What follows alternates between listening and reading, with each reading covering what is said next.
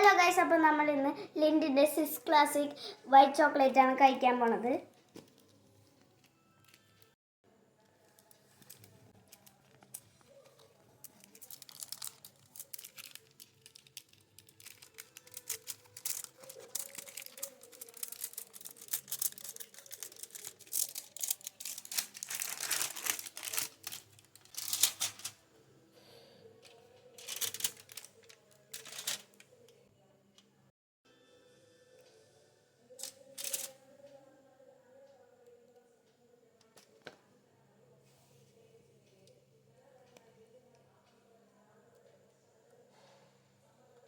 നല്ല ടേസ്റ്റ് ഉണ്ട്.